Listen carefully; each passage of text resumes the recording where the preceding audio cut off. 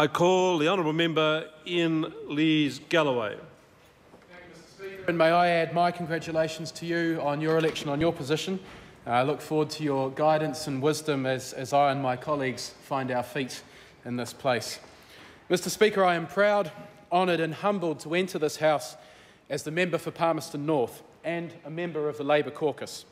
Unlike my esteemed predecessors Steve Mahari and Trevor DeClean, I am not a native of Palmerston North, nor did I spend my formative years in the same state house on Savage Crescent that pair coincidentally grew up in. My childhood was spent a world away on a beef farm near Waiuku, South Auckland. For me, the decision to live in Palmerston North was a conscious one, made without the weight of parochial loyalty that I now feel towards my hometown. And Palmerston North is my home. I've lived there for close to 11 years. I met my wife there, my children were born there, and over the last 10 years, my immediate family, all of them, has followed me to Palmerston North, and it is my desire that our family will have a close connection with the city for many years to come.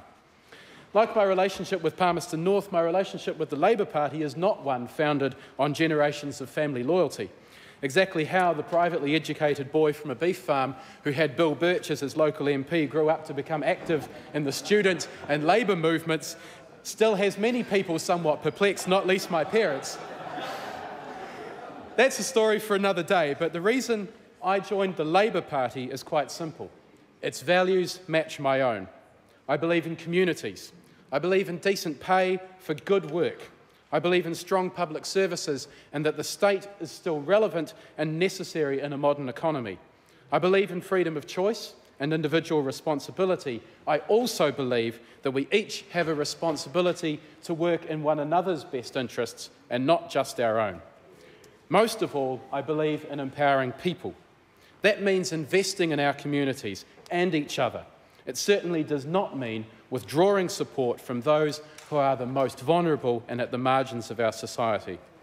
These are values that were taught to me by my parents, who I'm pleased to say are watching us from the gallery today. Everything they did for their two growing sons was done out of a desire to give us the very best opportunities in life. It's fair to say that these days my family and I don't exactly see eye to eye politically. In fact, it seems it was quite a dilemma when given the choice of voting or choosing between voting for their son and voting for the local national candidate.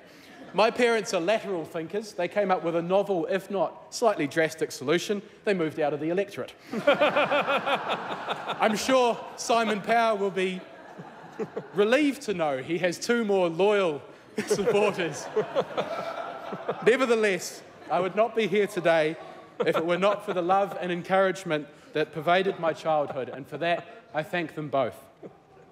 The city where my wife Claire and I have chosen to raise our own children is a bustling, vibrant regional centre. It has a robust economy thanks to a mix of public and private sector industries and services.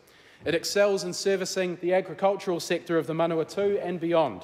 It excels in research, in education, retail, manufacturing and distribution. The city is full of innovative people, and the work being done at Massey University, the Fitzherbert Science Park and numerous small businesses in the city has potential to put Palmerston North and New Zealand on the map as a leader in sustainable agri-food research. Such research and the teaching of the skills required to carry it out are at the heart of New Zealand's ongoing and necessary economic transformation. The public sector must support the kind of blue skies research required to make substantial scientific advances, and it is right that governments remain committed to funding such work, as well as giving our scientists the freedom to explore avenues of potential benefit. However, it is equally important that the environment is created in which New Zealand businesses are encouraged to invest in research and development. New Zealand's private sector R&D investment is woeful by international standards. In fact, as a percentage of GDP, it is 1/3 the OECD average. The countries ahead of us have been offering something called research and development tax credits for years. Currently, there are 21 OECD countries offering R&D tax credits, soon to be 20. Our R&D investment must improve because New Zealand needs a private sector that is committed to research and development. As my colleague, the Honourable Pete Hodgson, told the House last night, businesses engaged in research and development are, by their nature, more likely to be high growth, economically sustainable, more likely to have a commitment to staff retention, and more likely to be exporters. They need skilled labour, not cheap labour. They are what this country needs. If we are to remain on the path towards a high-wage economy, we must stay focused on what makes New Zealand unique. Part of what makes us unique is that thing we call our clean, green image.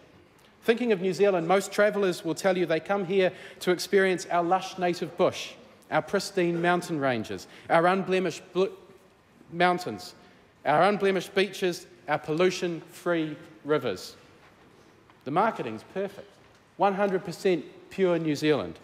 Unfortunately, the reality doesn't quite match the hype. But it is not just the tourism industry that relies on our clean, green New Zealand. The quality of our exports will increasingly be judged by the environmental impact of their production. Yes, we already do well by international standards, but given the distance to our markets and the misleading attention given to food miles, there is increasing pressure to be cleaner and greener than everybody else. But the arguments in favour of environmental sustainability are about much, much more than the economic imperatives. I am immensely proud to be a member of the party that led the government in finally facing up to the difficult challenge of taking just the first few steps towards reducing emissions. I'm equally dismayed to be a member of the House of Representatives that plans to stall the progress on the emissions trading scheme. To me, the sustainability question can be boiled down to this. In what state will we leave our one and only planet for future generations? Will we hand them the legacy of blind greed, of an environment so devastated that there is no foundation for a sound economy? Or will we take action now so that our children, our grandchildren, our great-grandchildren can enjoy the lifestyle we so naively take for granted? We should also ask ourselves what kind of society we would like our children and grandchildren to inherit. Palmerston North is a great place to raise a family.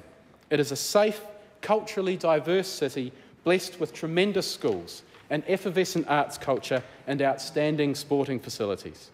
The opportunities to learn, work and play seem boundless. It is a place where children thrive. Sadly, though, so many of our families are unable to create the environment in which children prosper. Some of the reasons are financial, and I would ask members to take note of the advice I have received from Palmerston North's Salvation Army and Methodist Social Services that their food banks are now increasingly being frequented by low-income, working families struggling to make ends meet. But money, or the lack of it, is not the root of all the challenges for our young families. When I listen to the principals of our primary schools, there is a clear theme in what they are telling me. That when they see a child walk through the door at age 5, they can tell straight away how stable their home environment is, and by extension, the likelihood of their academic and social success, and the likelihood they will go on to be productive, valuable members of their community. We can demand all we want from our schools to teach our children how to read and write, the fundamentals of maths, science, history, geography, how to use a computer, how to access the internet. We can expect our schools to provide opportunities for children to explore their artistic and sporting talents. We can even ask them to teach civics and instill discipline. We can ask our schools to do all that, but if our children then go home to an environment where learning is not supported, where there is little or no adult supervision, where violence is a day-to-day occurrence, where there is no food on the table, then all our demands of our schools are for naught. I'm not saying our nation is riddled with bad parents. I know that the overwhelming majority of parents want the very best for their children. Parents that are struggling want to give their children the opportunities they might not have had themselves. But often, they just don't know how. What many of our parents desperately need is guidance and support. We need role models to help set our parents and our children on the path towards achieving their own goals. How can we help? What can we do? Is there a place for the government to offer assistance, or do we balk at the idea of interfering bureaucrats moving into our homes and telling us how to raise our children? Well, if that's what I was advocating, then I'd expect an outright rejection, but it is not. There are already numerous organisations working within their own communities to assist the parents of young families. Te Aroha Noa Community Services is just one of several I could name in Palmerston North. Te Aroha is based in Highbury, a suburb in our city that struggles to hit the news for the right reasons. 5 years ago, things hit rock bottom in Highbury. Tensions between rival gangs flared, and it culminated in the tragic end of a young life. The community could have chosen to turn a blind eye or to blame some outside force, but they chose instead to take ownership of the problem. They decided they needed to rebuild their community. They decided they wanted people to be proud to live in Highbury, and there are now several organisations involved in achieving this splendid ambition, including the primary health provider Te Wakahuia, the Highbury Whānau Centre and the people of Rangatane. I single out Te Aroha because their focus is on children and their families. In particular, they deliver the Home Interaction Program for Parents and Youngsters, or HIPPY for short. HIPPY is a home-based program that supports parents in becoming actively involved in their children's learning. Parents and children work together for 15 minutes a day with storybooks, puzzles and games, and the goal is to help those children become successful learners. HIPPY tutors are parents themselves who have been through the program with their own children. They visit people in their homes, so it creates an opportunity to build community relationships. Te Aroha specifically works within the Highbury community and neighbouring Takaro and Clovelly. So they work in and with their own community. Some of their tutors are young mothers who have themselves struggled. Indeed, they are still struggling to build the life they want for their families. Earlier this year, I met 3 young women, very inspirational, all mothers and all now giving something back as tutors. They spoke of their goals and ambitions, and more importantly, how they plan to achieve them. One spoke of making Highbury violence-free. I wish we could all be so bold to articulate such aspiration. My deep desire is that every parent in New Zealand would have access to HIPPY or something like it. I appreciate that significant funding is already available through the Ministry of Education, but there are still so many families that the providers can't reach, and my fear is that these are exactly the families whose need is greatest.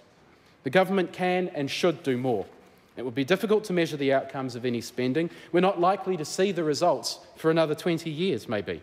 But I say to members that proactive investment is far more cost-effective, far more valuable to our society than trying to fix the problems we are ultimately responsible for through our own inaction. We must also pay attention to the pressures placed on all families by the organisation of Western society in the 21st century. Our societal focal point is unarguably the workplace. Family time, community activities, volunteering all take second place and must be fitted in around the requirements of the workplace. I believe we need to shift that focal point towards the family home, or at least promote non-work-based placed activities onto an equal footing with the workplace. There is no doubt that children do better in an environment where there is at least one adult family member available to nurture them.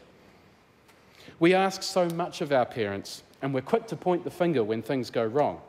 I'm certain no one in this house would disagree that parenting is the most important job there is, and that parents shape the future of our civilization.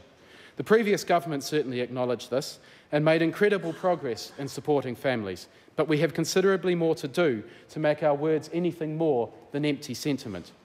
I suppose what I'm talking about can be summed up in that cliché phrase, work-life balance, hardly something politicians are renowned for.